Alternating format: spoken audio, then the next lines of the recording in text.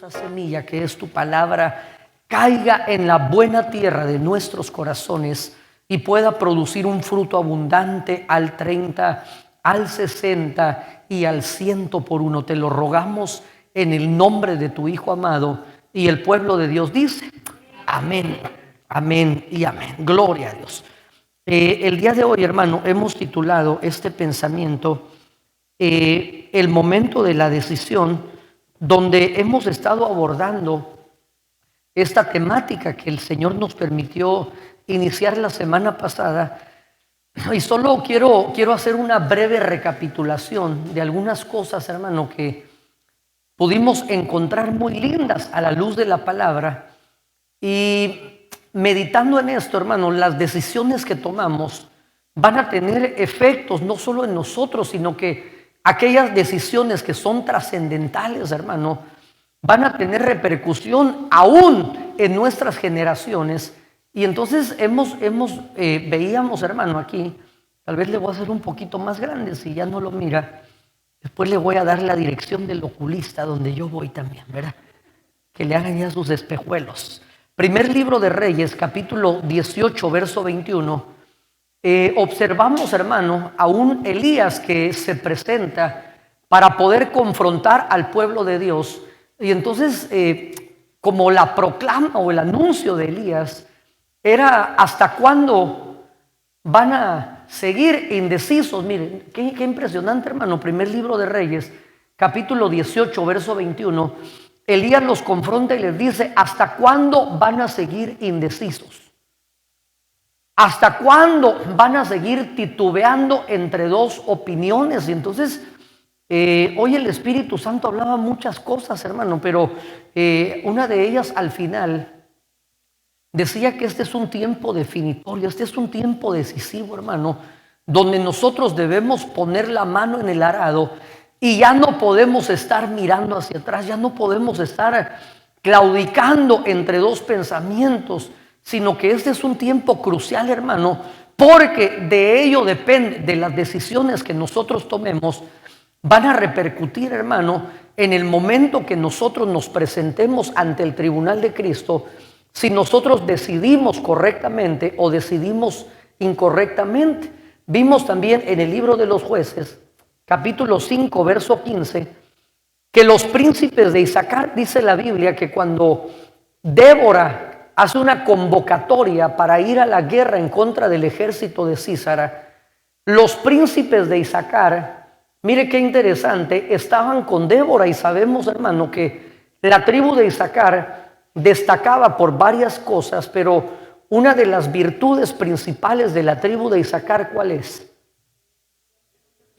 Conocían los tiempos y sabían lo que se debía hacer. Entonces, qué interesante, hermano, que en el momento de la convocatoria, los príncipes de Isaacar, que son una figura de los entendidos en los tiempos, dice que estaban con Débora, pero entre las divisiones de Rubén, dice, había grandes resoluciones en el corazón. Y entonces, qué interesante, hermano, que la tribu de Rubén eran los primogénitos, pero no respondieron como primogénitos, sino que tenían grandes resoluciones en el corazón.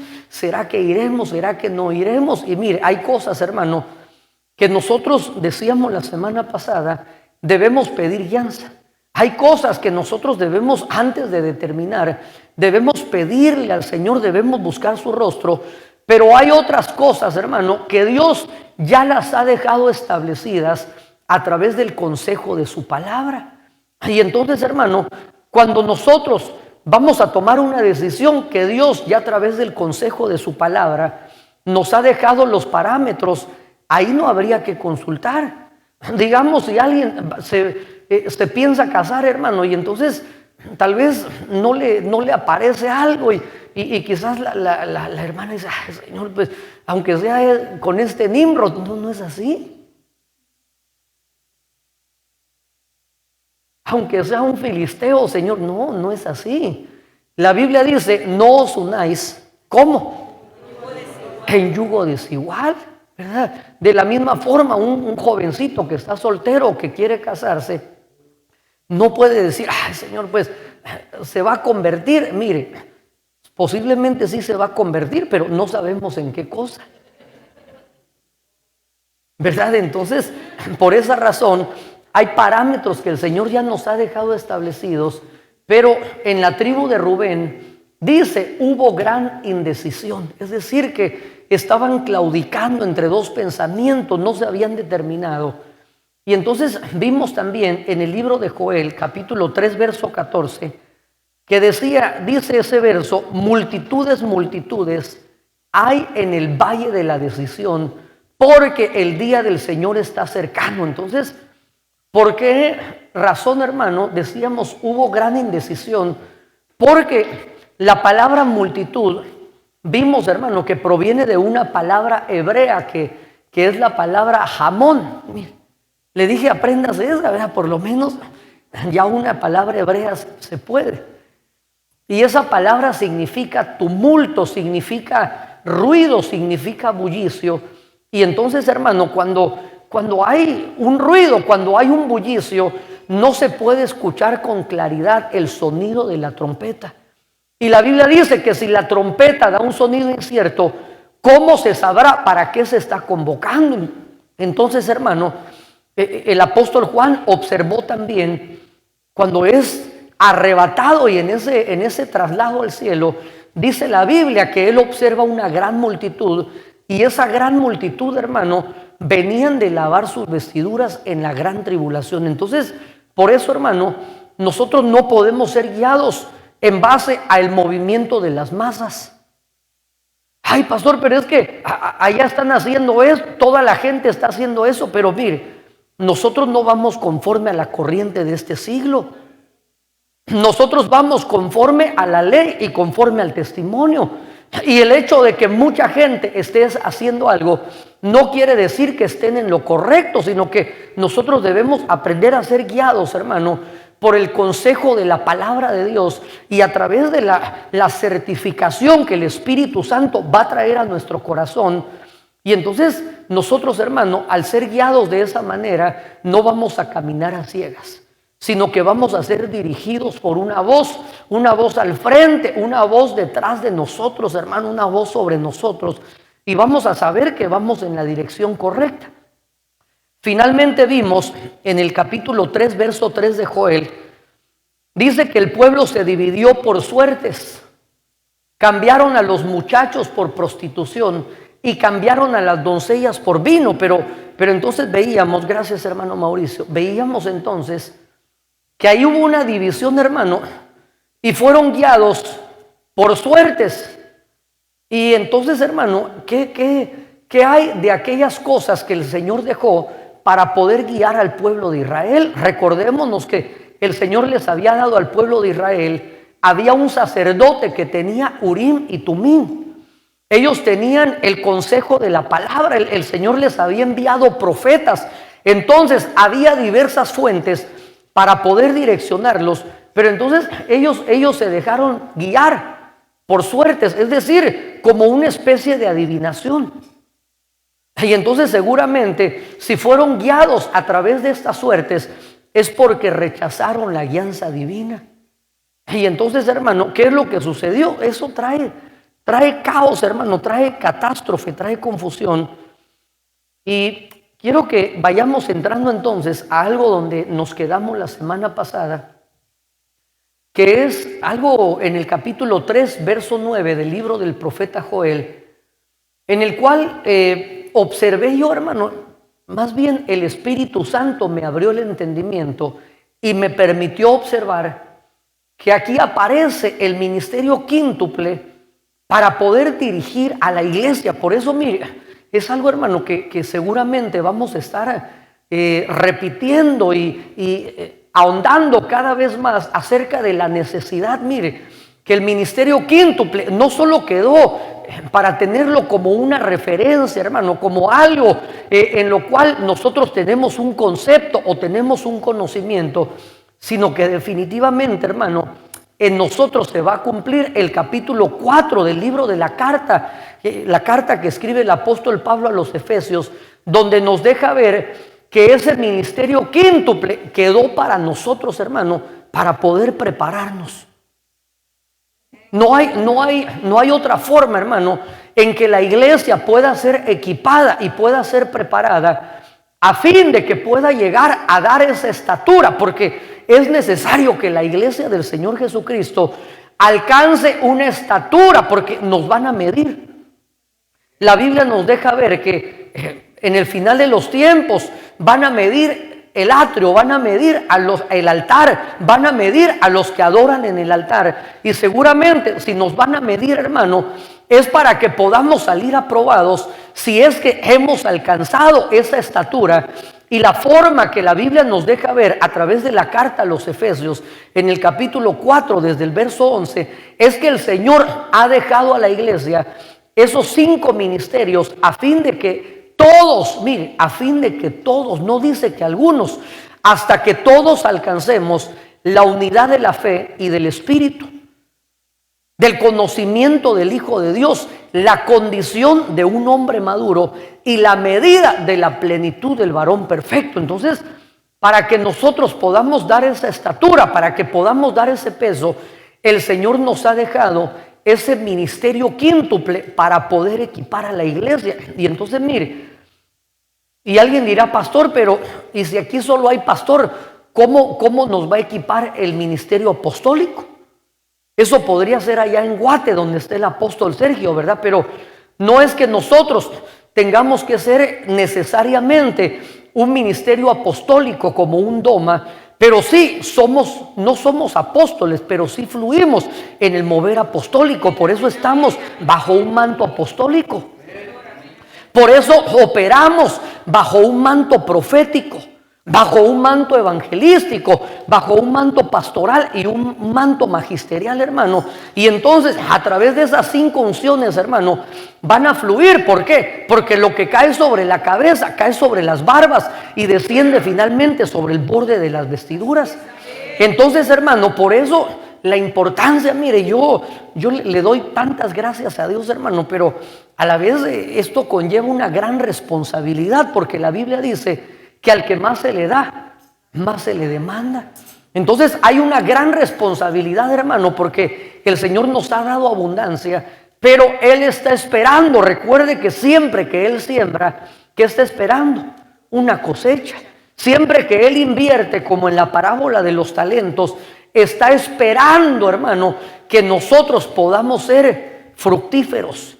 Mire, el día domingo, hermano, cuando estuvimos hablando ese tema precioso, hermano, acerca de ir más allá, la palabra inútil que aparece ahí cuando vimos en el Evangelio de Lucas, donde le llaman a aquel siervo que solo hizo la parte correspondiente, le dice: cuando hayáis hecho solo lo que os corresponde, debéis decir, siervos inútiles somos. Pero cuando yo lo busqué en diferentes versiones, hermano, en el idioma inglés no dice, ¿cómo se diría inútil en inglés? ¿Cómo? No, porque eso más suena maltratada, ¿verdad? Podría ser como unuseful, algo así. Mire, ustedes que hablan inglés no me ayudan, ¿verdad? Y el pastor que con trabajos habla, porque el otro me sonó más a maltratada, ¿verdad?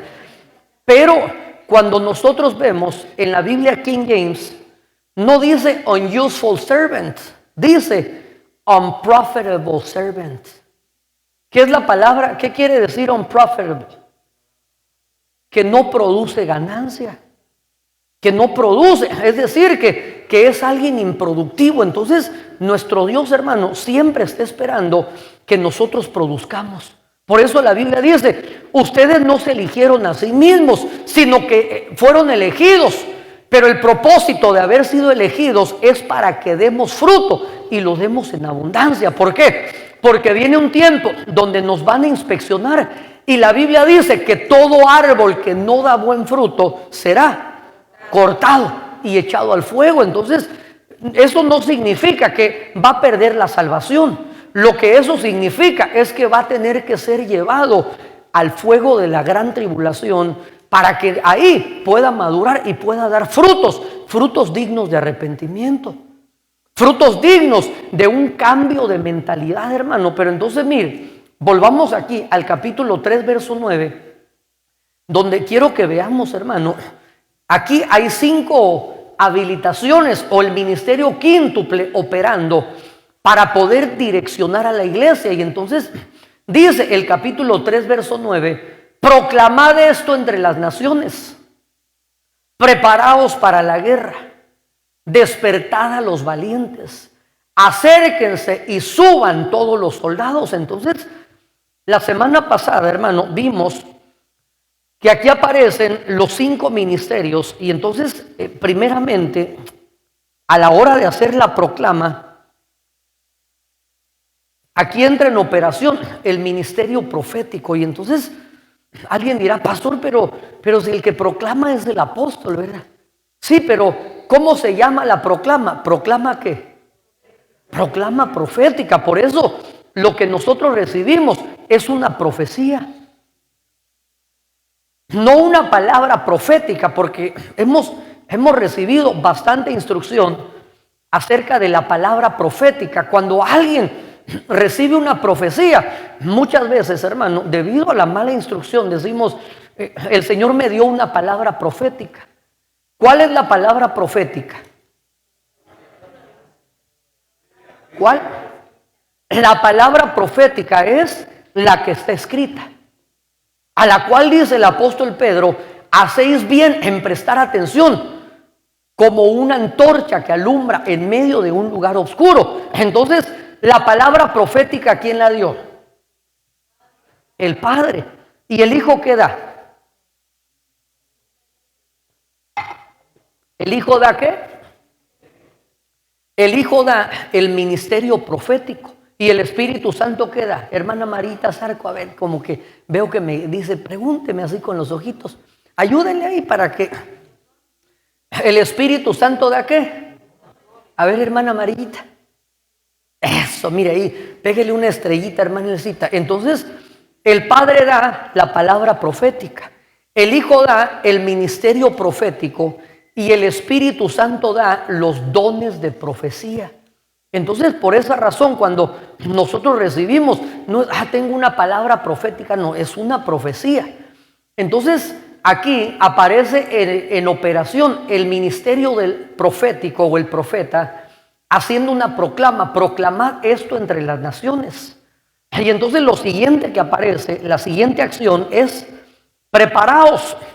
Aquí entra en operación el ministerio pastoral para poder preparar.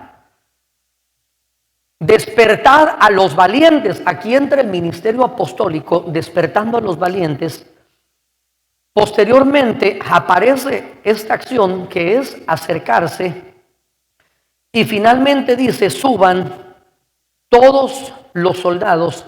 Y esto es el ministerio magisterial en operación. Entonces, quiero que vayamos viendo, hermano, cómo entran en operación estos 5 ministerios para poder dirigir o direccionar a la iglesia.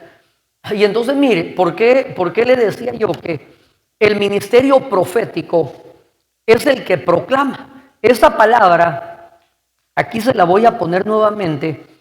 La palabra proclamar es la palabra cará.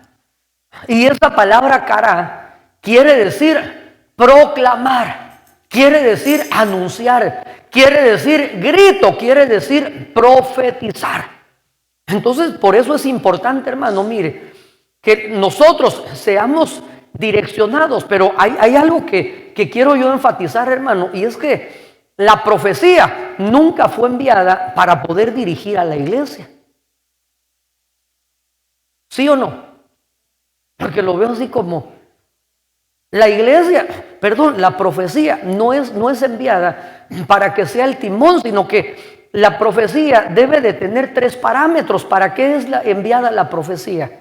Número 1, ¿para qué? Para edificar. La profecía debe edificar.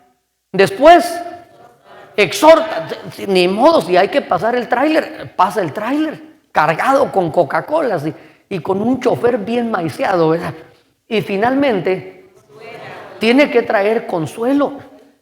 Cuando nosotros vemos los parámetros bíblicos de la profecía, no es para ser dirigidos, hermano, sino que la profecía va a venir a certificar algo que el Espíritu Santo ya ha puesto en el corazón. Por eso, cuando hay personas, hermano, que quieren ser guiados o que quieren guiar a otros a través de las profecías, y eso no es así. Es como alguien, hermano, que de repente se le aparece a alguien, a una hermanita, y le dice: mire, el Señor me dijo que usted se va a casar conmigo. Mire, entonces lo que debe decirle es: ¿cuál Señor? Porque a mí mi Señor no me ha hablado nada. ¿Con qué Señor está platicando usted? Porque la profecía, hermano, va a venir a certificar algo que el Espíritu Santo ya ha estado hablando al corazón de la persona. Y por eso cuando viene la profecía, entonces, hermano, ahí recibimos la certificación del Espíritu Santo. Y la forma que el Espíritu Santo va a traer certificación es que va a traer paz en el corazón. Va a traer paz al corazón. Porque cuando una profecía, hermano, viene y a uno lo deja turbado solamente, nosotros debemos pasarle el escáner, hermano. Debemos pasarle el filtro y no a todo. La Biblia dice que no todo espíritu es de Dios, sino que ¿qué es lo que debemos hacer con los espíritus? Debemos de probarlos. No todo. Recordémonos, hermano, que ahí en el libro de Levítico, capítulo 13, ahí el número 13 nos habla de rebelión. Y ahí dice el Señor: cuando un profeta, cuando un soñador, alguien diga que vio un sueño o tuvo una visión de parte de Dios, pero entonces dice que ahí Dios va a poner los parámetros, dice, si esa palabra se cumple. Pero después observa los frutos de ese soñador o de ese supuesto profeta y te dice: vayamos en pos de otros dioses. Entonces dice que Dios lo ha permitido para poder probar el corazón. Y si no se cumple, también dice: entonces este es falso. Pero mire, por eso la Biblia nos deja ver los dos panoramas. Si no se cumple, es falso, pero si se cumple, hay que observarlo, porque la Biblia dice que por los frutos se va a conocer el árbol. Entonces nosotros no podemos a todo. Ay, amén. Mire, hay personas, hermano. Me contaba el apóstol Harold, hermano. Le voy a contar algo que me platicó, ¿verdad? Me contaba una experiencia, hermano, de unas ovejitas lindas que él tenía. Y entonces me decía: fíjate que en una ocasión me pidieron permiso para ir a una actividad. Y entonces él no sentía una paz total en el corazón, pero ni modo, hermano. Nosotros como pastores, hermano, no podemos manipular ni controlar a las ovejas. Es decir, cuando alguien viene a avisar de una decisión que ya tomó, hermano, ¿qué puede uno hacer? Si alguien aparece, hermano, y tal vez trae un carro, hermano, se compró ¿cuáles serían de los más caros que me platicaba el otro día, hermano Mauricio? Un Rolls Royce. Mire, pastor, qué bendición, me soltaron este carrito. Y entonces, mire, pero si tal vez la situación no está como para tener un Rolls Royce. Pastor, ¿y qué me aconseja que haga? Pues que ores mucho, hijito, para que, ¿verdad? Porque ¿qué es lo que se va a poder hacer? ¿Qué es lo que puede suceder posteriormente? Ni modo, para poder mantener a ese carrito va a tener que tener 3 trabajos. Va a descuidar su vida espiritual. Entonces, ¿qué es lo que sucede, hermano? Que muchas veces pedimos o consultamos, pero como Jonás. Cuando Jonás ya había tomado una determinación en su corazón, entonces me decía él: fíjate que se fueron a la actividad y entonces en la actividad apareció alguien y entonces les dio una palabra y les dijo: el Señor me dice que ustedes se tienen que quedar en esta iglesia.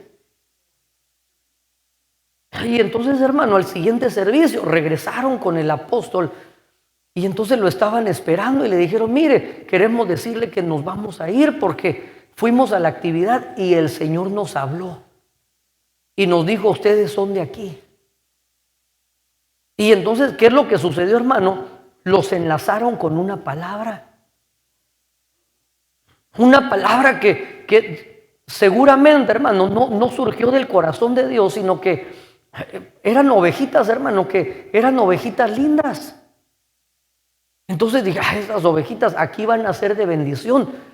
Y entonces, ¿qué sucedió, hermano? Que posteriormente ocurrió un caos con esas ovejitas, pero ¿cuál es si podríamos decirle, hermano, la enseñanza que esto nos deja? Que no podemos ser guiados a través de una palabra. No podemos ser dirigidos. Es que el Señor dice que, mire, hay a veces personas, hermano, que le dicen, mire, tengo una palabra, y cuando le terminan de dar la palabra, uno queda todo turbado. Fíjese que soñé con usted, soñé que usted se subía a un edificio corriendo y que de repente lo seguían unos mareros y usted quería huir y salía y se caía del edificio y caía y se hacía polvo ahí en el piso y después pasaba un carro y lo machucaba toda. Y entonces mire, ¿cómo queda la persona? Que ya hasta manda a su mujer a dormir de la orilla de la cama porque hasta miedo tiene de caerse de la cama. Pegado a la pared quiere dormir. Entonces, hermano, el ministerio profético sirve para proclamar, para poder anunciar, hermano, y definitivamente el Señor anuncia las cosas antes de que sucedan, hermano. Pero esto se hace en una conjugación, hermano. Todos los ministerios, mire, lo lindo de esto es que van a estar confluyendo los 5 ministerios con el propósito de direccionar a la iglesia.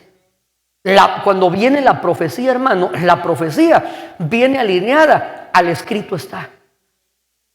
Es que el Señor me dice que deje a su mujer y que se case conmigo. ¿Cómo así? Si la Biblia dice que lo que Dios ha unido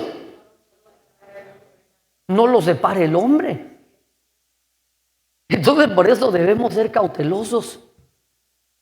Mire, gracias a Dios, hermano, aquí no se da eso. Pero hay personas que son asiduos, hermano, de andar buscando dónde les dan una palabra de parte de Dios. Que va a haber un evento donde van a venir los profetas y ahí me van a profetizar. Mire, cuando Dios le quiere hablar, Él le va a enviar al profeta. Si Dios le quiere hablar y no hay profeta, lo hace que usted se dé una gran poliqueada y le dé sueño. Y ahí cuando esté dormido se cumpla lo que Job dice, que cuando el hombre cae en un sueño profundo, viene el Señor y habla al oído del hombre y ahí sella la instrucción. Y si el sueño no le funciona, le manda a un mensajero, a un ángel. Pero cuando Dios quiere hablar, hermano, no es necesario que nosotros estemos buscando, que vayamos en pos. Mire, en una ocasión, hermano, me contaba una persona que quería recibir una profecía, hermano, y mire, nosotros no debemos andar provocando. ¿Sabe por qué? Porque si no, uno comienza a caer en un espíritu de adivinación, andar consultando, hermano, y entonces mire, tanto que andaba consultando, ¿sabe qué? Mire, parecería cómico si no fuese trágico, pero le había sucedido algo, hermano, y entonces de repente cuando llegó y entonces se apareció el que iba a darle la palabra, le dijo, así te dice el Señor, quiero pedirte perdón por lo que ha sucedido. ¿Cómo así? Quiero que me disculpes. ¿Cómo así que Dios va a estar pidiendo perdón, hermano? Si Dios es soberano. Si hay cosas que son insondables, nuestros caminos no son sus caminos ni nuestros pensamientos. Pero lo que debemos hacer, hermano, es que debemos entender que la voluntad de Dios, hermano, aunque no la comprendamos, cuando vamos y estamos caminando en pos de ella, llegará un momento cuando aquello que no entendemos lo vamos a entender más adelante. Vamos a entender por qué no nos permitió conseguir ese trabajo. Vamos a comprender, hermano, por qué nos estorbó quizás el poder materializar algún negocio, el poder concluir una relación, hermano. ¿Por qué hizo Dios lo que tenía que hacer? Porque los planes de Dios que tiene para con nosotros son planes de paz y no de mal, son planes para darnos un futuro y una esperanza.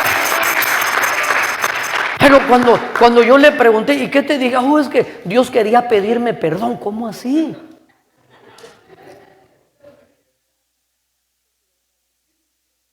¿Cómo así? Es como aquel que empezó a profetizar mire, cuando a veces no hay fluir y entonces tienen que sacar algo y digo, así dice el Señor, por un caminito yo te fui a buscar.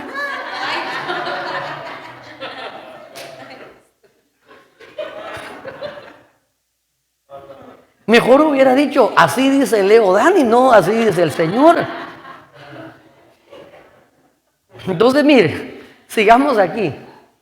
Entonces, el ministerio pastoral, hermano, déjeme volver aquí a ponerle, es el encargado de preparar. ¿Cómo prepara el pastor? La palabra preparar proviene de una palabra hebrea que es la palabra kadash y quiere decir pronunciar u observar como limpio, apartar. Mire, esta palabra es muy importante que nosotros lo veamos. Es el encargado de consagrar, dedicar, santificar y señalar. Entonces, el ministerio pastoral, hermano, es el que se encarga de preparar a un pueblo bien dispuesto. Por eso, mire, la función de nosotros como pastores, hermano, no solo es ser un motivador y que usted se emocione, hermano, y que diga amén, gloria a Dios. No, la función, el job description de nosotros los pastores es preparar a un pueblo bien dispuesto. Un pueblo bien dispuesto, ¿para qué? Para su venida. ¿Y cómo lo vamos a preparar como un pueblo bien dispuesto? ¿Cómo se agrada a Dios? Conversemos. ¿Qué es lo que debe de tener ese pueblo para que pueda decir el Señor, este está bien dispuesto? ¿Cómo podemos agradar a Dios? Obediencia, guardando su palabra. ¿Cómo? Que tenga fe. Que tenga fe. Por eso el objetivo es que usted, a través del consejo de la palabra de Dios, porque la Biblia dice que la fe viene por comprar ahí en Walmart unas pastillas de fe de 4,000 miligramos. ¿Cómo viene la fe?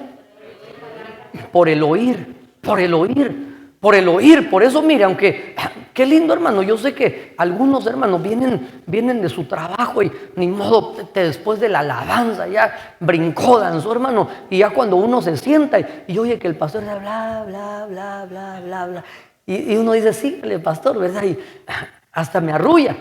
Pero mire, a un hermano en medio de ese esfuerzo, y qué lindo, qué loable, porque usted podría decir, bueno, ya fui el domingo a alabar, pero ¿sabe qué observo yo?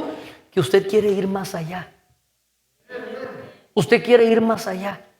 Y dice, aunque tal vez medio mensaje voy a entender, pero mire, su espíritu está recibiendo.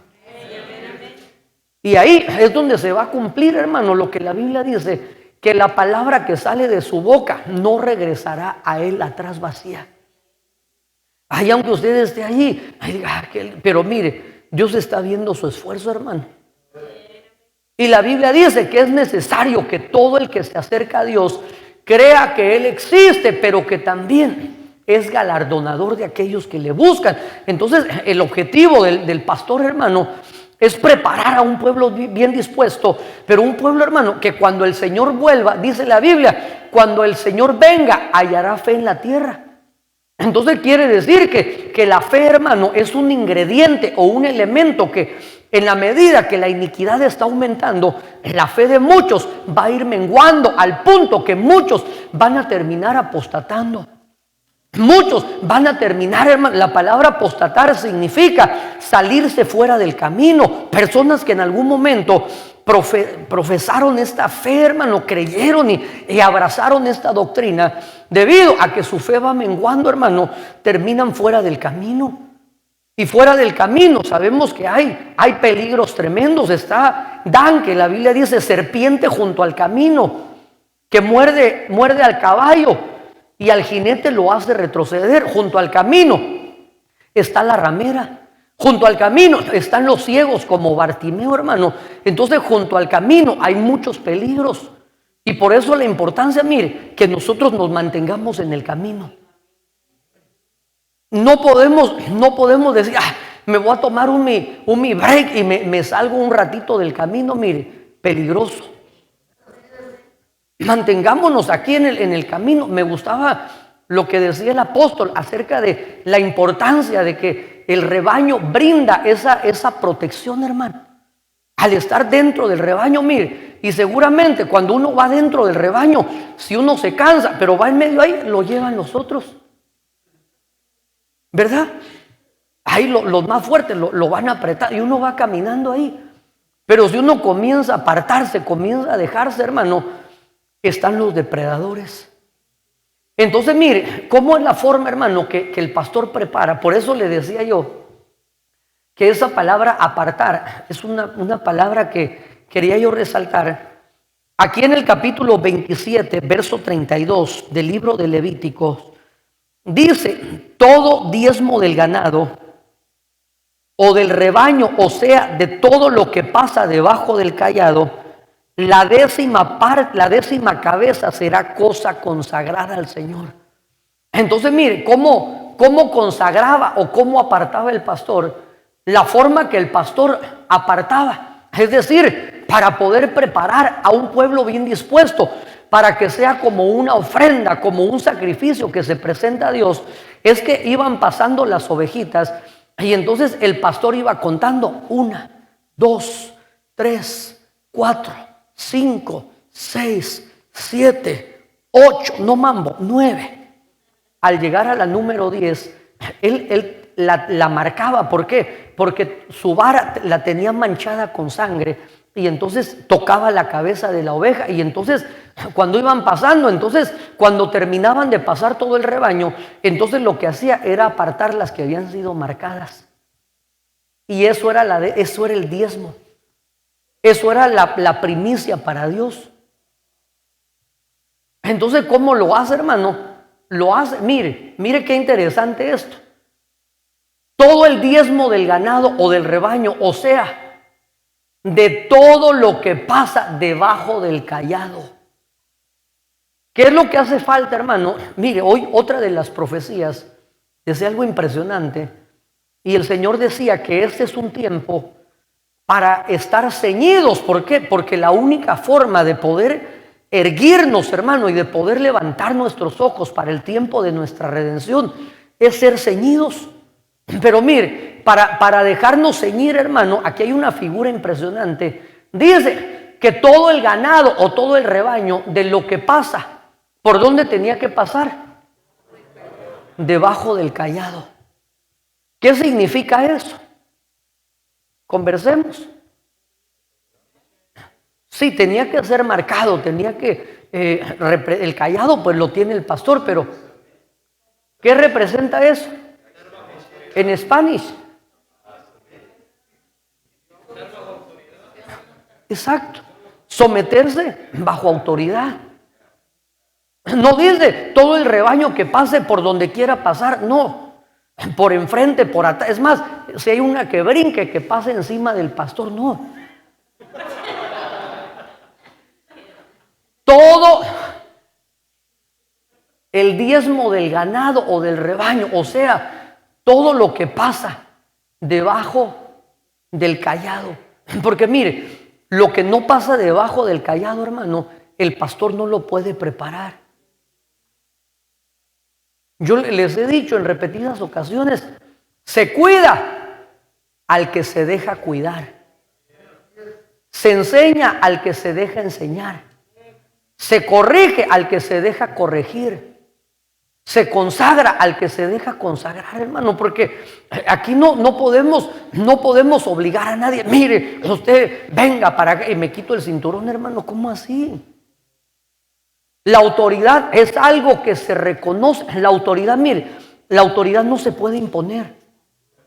La autoridad es algo que o se reconoce, hermano, o simplemente, mire, si uno logra imponer su autoridad, hermano, no va a tener ningún efecto. No va a tener ningún resultado, ningún beneficio. El pueblo seguía a Saúl, pero la Biblia dice que a Saúl lo seguían temblando. ¿Por qué? Porque era alguien que imponía su autoridad. En cambio a David, el pueblo lo seguía alabando. ¿Por qué? Porque reconocían que había sido puesto por Dios, reconocían que era el hombre que Dios había puesto, hermano, con el propósito de velar, mire, La función pastoral, hermano, no solo es predicarle un mensaje. La función del pastor es cuidar al rebaño. Es estar velando por el bienestar del rebaño. Y cuando uno lo mira así, hay que ponerle unas vitaminas. Cuando uno lo mira que solo se anda rascando, hay que llevarlo al cuartito y hay que ver qué le está pasando. Cuando uno lo mira que a todos patea, tiene parásitos, hay que liberarlo. Sí, es que mire, las ovejitas, hermano, cuando tienen parásitos, ¿sabe cómo se manifiesta? En lo literal, en la noche patean. A todos le andan. Entonces mire, cuando yo observo alguna ovejita que es como que es pariente de Jackie Chan, que a todos patea. Entonces ahí hay algo, hermano, pero mire, pero ¿a quiénes va a limpiar? ¿A quiénes? Recordémonos que el pastor tiene que vertir aceite, hermano. El propósito de vertir, de ungir a las ovejas, es para que no les anidaran los huevecillos de las moscas en los oídos, en las narices, hermano, para que estén saludables. Llevarlas ahí al campo de pastoreo, ¿para qué? Para que estén bien alimentaditas. Mire, cuando una ovejita está bien cuidada, cuando se lleva al campo de pastoreo, cuando llega al abrevadero, cuando se le unge su cabecita con aceite, ¿sabe qué va a suceder? Cuando vienen las plagas, hermano, ese rebaño se mantiene fuerte. Ese rebaño se mantiene fuerte. No cualquier virus, hermano, los va a hacer que no cualquier viento de doctrina los va a arrasar de un lugar a otro, sino que van a ser un rebaño que está bien consolidado, un rebaño que está bien alimentado. Mire, ¿verdad que no es lo mismo en lo literal empujar a un gordito que a un delgadito? ¿Verdad que no? Entonces así el propósito del pastor es que usted sea una oveja bien gordita. Denle un aplauso al Señor. Ay, pastor, sí, yo lo que quiero es perder mis 5 libras. No, pero no estamos hablando estamos hablando de un peso de gloria. Un pueblo que está siendo preparado, hermano, para poder presentarlo como una primicia delante del Señor. Pero únicamente aquellos que pasan debajo del cayado. Mire lo que hace el apóstol. Decíamos, hermano, que el apóstol, le voy a poner aquí nuevamente, el apóstol despierta. Así que si alguien se está durmiendo, vamos a hacer uso del ministerio apostólico. El apóstol despierta. Esa palabra despertar quiere decir alzar, avivar, blandir, despertar, excitar, levantar o mover. Y entonces, ¿cómo lo hace el ministerio apostólico, hermano? Aquí está la base. En el capítulo 32, verso 11, dice: como un águila que despierta a su nidada. Mire qué lindo. Que revolotea sobre sus polluelos, extendió sus alas y los tomó y los llevó sobre su plumaje. Entonces el ministerio apostólico, hermano, es encargado como de despertar. ¿Y cómo lo hace? Revoloteando sobre los polluelos, extendiendo las alas. Por eso mire, qué lindo cuando el ministerio apostólico está en operación, hermano. No nos va a dejar que nosotros nos quedemos dormidos. Es el encargado de estar despertando, hermano. ¿Y cómo despierta? A través de la doctrina. A través de esa enseñanza preciosa, hermano, que únicamente Dios le ha dado la gracia a esos ministerios apostólicos, hermano. Especialmente la sombra que el Señor nos ha dado es poder despertar al pueblo, que mucho pueblo, hermano, se ha adormecido.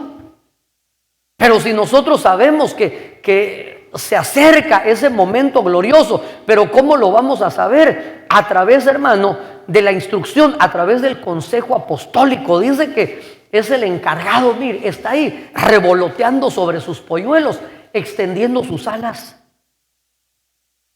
para que nosotros seamos un pueblo que esté expectante para ese momento glorioso, hermano. Que recordémonos que cuando la Biblia nos habla de dormir, no nos habla de que uno ni modo se cansó y se echó su sueñito. La Biblia nos dice: despiértate tú que duermes de entre los muertos. Entonces, cuando la Biblia nos habla de dormir, hermano, una de las formas que la Biblia nos deja ver el sueño es que una persona está descendiendo en su vida espiritual. Está teniendo comunión, mire, está teniendo más comunión con los muertos que con los vivos. Y no estamos hablando, hermano, ay, pastor, si yo ya no pongo, ¿cómo se llamaban eso? Altares, ¿verdad? Ya no pongo mi calaverita, ni pongo nada de eso. No estamos hablando. Estamos hablando de que hay personas, hermano, que tienen más comunión con los muertos que con los vivos. Por eso, mire, si nosotros deseamos seguir al Señor, cuando un joven, hermano, fue llamado, mire qué impresionante, el Señor lo llama y le dice: sígueme. Y entonces este joven responde y dice: primero deja que vaya y entierre a mi padre. Y el Señor le respondió: deja que los muertos entierren a sus muertos. ¿Y cómo iba a hacer eso? Que iba a salir un muerto y enterrar otro muerto. ¿Cómo cree usted que iba a suceder eso, hermano? A ver, hermana Judith.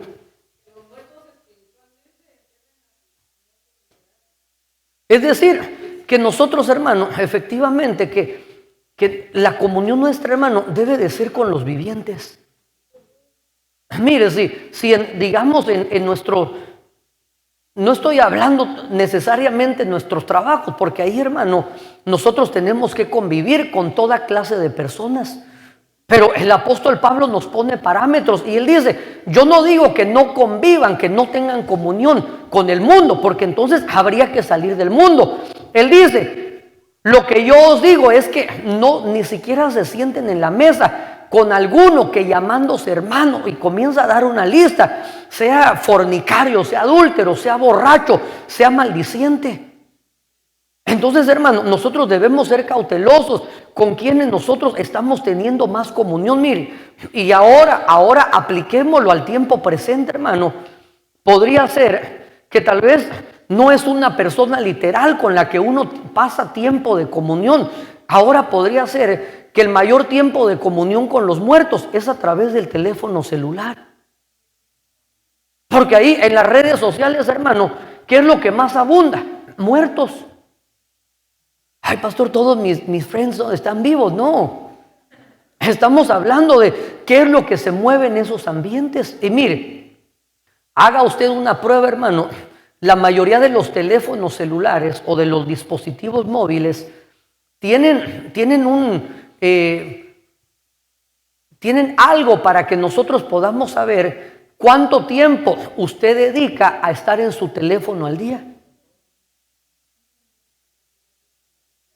Mire, haga la prueba y entonces usted póngale y le va a decir haga una especie de termómetro y entonces una especie de comuniómetro.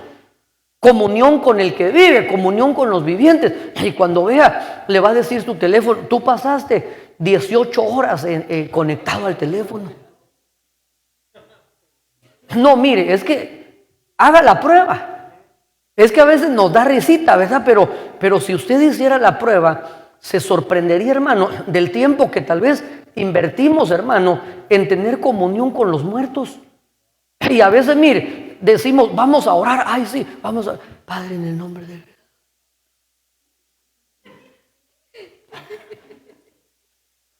Apenas han pasado un minuto y uno ya se siente cansado.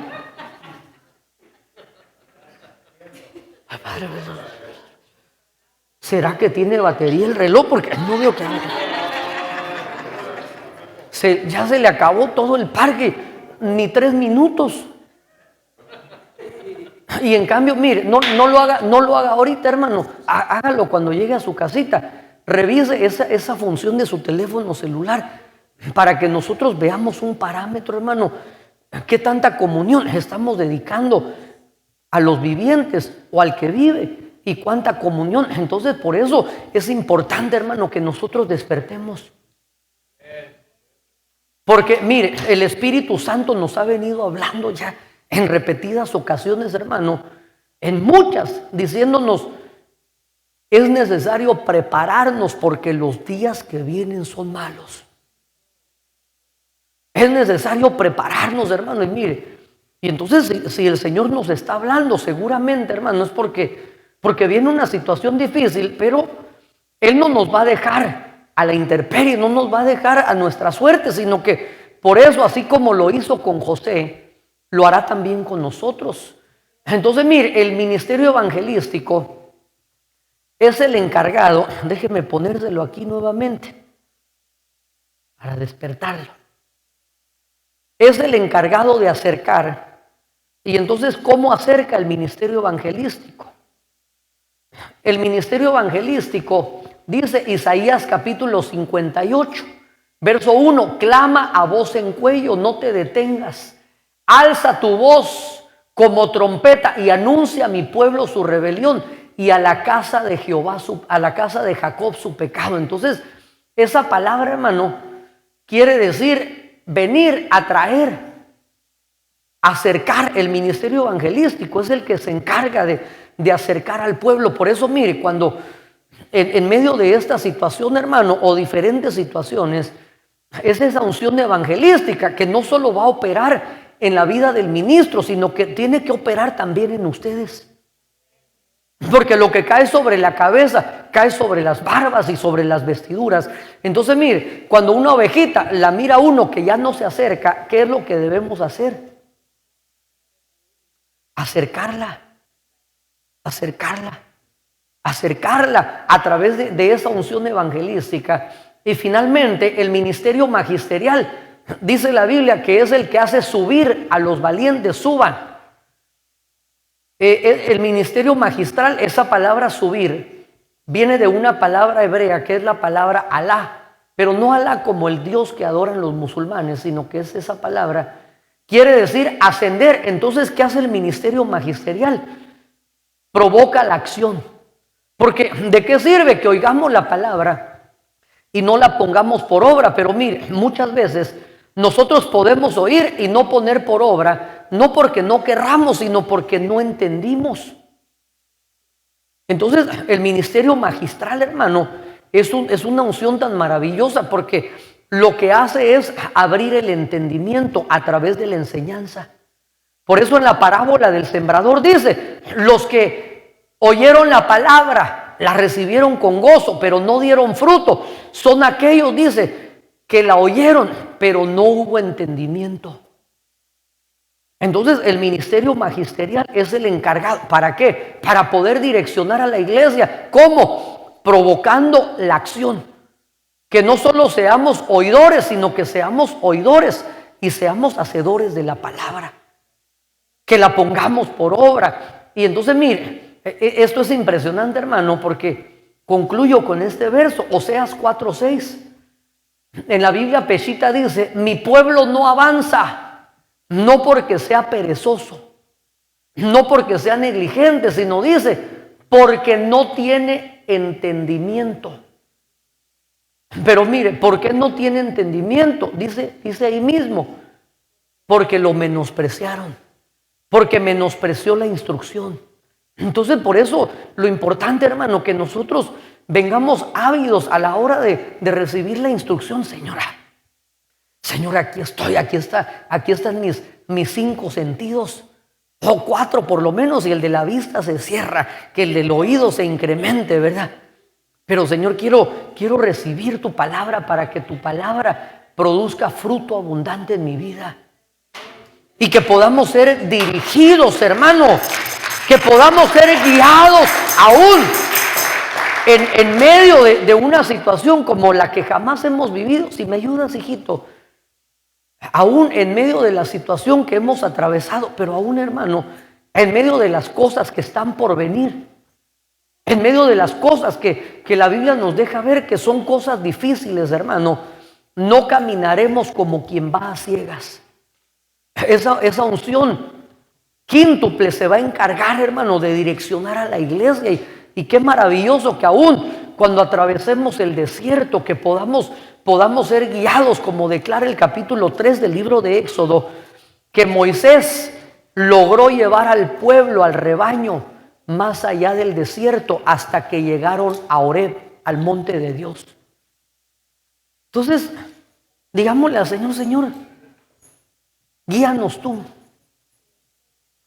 Que no sean nuestras emociones, que no sean nuestras necesidades, que no sean las circunstancias, hermano, las que sean encargadas de direccionarnos en las cosas que van a tener un efecto aún en la eternidad para nosotros, para nuestros hijos. Sé tú dirigiéndonos, Señor. Mire, a veces nosotros podemos ser guiados o tomar decisiones por circunstancias, hermano, por problemas. Pero qué maravilloso cuando es un pueblo que somos guiados por Dios. Digámosle al Señor: yo no sé si tú necesitas recibir una respuesta de parte de Dios. Pero ciertamente, hermano, si tú y yo lo buscamos con ese temor reverente, reconociendo que Él es nuestro Dios y que Él tiene ojos y ve, que tiene manos y palpa, que tiene pies y anda, pero también nuestro Dios tiene boca y habla. Que Él nos guíe. Guíanos tú, Señor, guíanos. No queremos ser guiados como lo hizo Lot, que tomó una decisión en base a los sentidos naturales, en el cual dice tu palabra, Señor, que observó el valle y vio, Señor, la tierra de Sodoma como si fuese el huerto del Edén. No queremos ser guiados como Eva, que vio el árbol prohibido como un árbol agradable. No queremos ser guiados como lo hizo Acán, cuando observó ese manto babilónico, ese lingote de oro, esas piezas de plata, y entonces tomó una decisión que le acarreó juicio, que acarreó muerte, no solo para él, sino para toda su casa. Ayúdanos a ser guiados. Queremos ser guiados por tu palabra, Señor. Como lo declara el salmista: ¿con qué limpiará el joven su camino? Guardando tu palabra, obedeciéndola, atesorándola, Señor, en nuestra mente, en nuestros corazones. Que tus dichos, Señor, sean el deleite para nosotros. Y aún, Señor, cuando nosotros quisiéramos ir a la derecha o a la izquierda, no queremos tomar decisión, Señor, hasta que venga, Señor, esa voz. Hasta que venga, Señor, como lo hiciste con tu siervo Elías, no en un terremoto, no en un viento huracanado, no en el fuego, sino a través del silbo apacible. Háblanos, háblanos, por favor.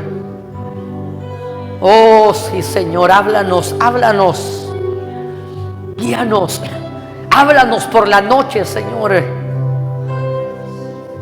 Envía, Señor, a esos mensajeros celestiales. Háblanos a través de sueños. Dirígenos como lo hiciste con José. Dirígenos, Señor, como le hablaste, diciéndole que se levantara, que tomara al niño y fueran a Egipto, cuando parecería algo incongruente, Señor, ir a Egipto a buscar refugio, pero no estaba caminando en base a las circunstancias, sino que estaba caminando bajo la guianza divina. Así queremos caminar, así queremos andar. aún de las cosas que están por venir a esta tierra, Señor. Queremos andar, Señor, siendo guiados por el arca de tu presencia. Que sea tu presencia la que nos guíe. Que sea tu presencia la que nos dirija. Que sea tu presencia, Señor, como ese Urim y como ese Tumín. Que arda nuestros corazones, Señor. Haz arder nuestros corazones. Y aún, Señor, cuando la visión tarde, tu presencia nos indicará que vamos en la ruta correcta. Y que no debemos desmayar y que no debemos claudicar entre dos pensamientos, sino que debemos mantenernos firmes como viendo al invisible, Señor. Papito, en esta noche, Señor, bendigo a tu pueblo. Que venga la guianza divina. Aquellos, Señor, que quieren encontrar, Señor, otro trabajo, que quieren tomar una decisión importante. Sé tú guiándolos, Señor. Aquellos que anhelan ser direccionados por ti, Señor. Y te rogamos, Señor, que toda puerta que no sea de bendición para nosotros, aunque nosotros querramos entrar por ella, sé tú cerrándola, Señor. Y que toda puerta, Señor, que tú has preparado para nosotros, aun cuando quieran cerrárnosla, Señor, sé tú abriéndola, Señor, y que podamos entrar por ella. Que podamos entrar, Señor, y conquistar nuestras promesas. Levanta tus manitas, Padre. Hoy bendigo a tu pueblo, Señor. Vengo sellando esta palabra, estas promesas en las mentes y en los corazones de tus hijos. Y hoy vengo cerrando la boca del saco con esta preciosa semilla, con la copa de plata, con las monedas de oro dentro, suplicándote, Señor, que las hagas fructificar al 100%. Y hoy te ruego, Señor, llévanos en paz, llévanos en bendición a nuestras casas, y que el ángel tuyo sea acampando alrededor nuestro y que nos defienda. Y desde ya atamos todo espíritu de venganza, todo contraataque, todo accidente, y lo enviamos a los abismos. Y te rogamos, Señor, que así como se hace en el cielo y en la tierra, se haga también en nuestras vidas tu perfecta voluntad. Padre, te damos muchas gracias en el nombre poderoso de Cristo. Y el pueblo de Dios dice: amén, amén y amén. Démosle un fuerte aplauso al Señor.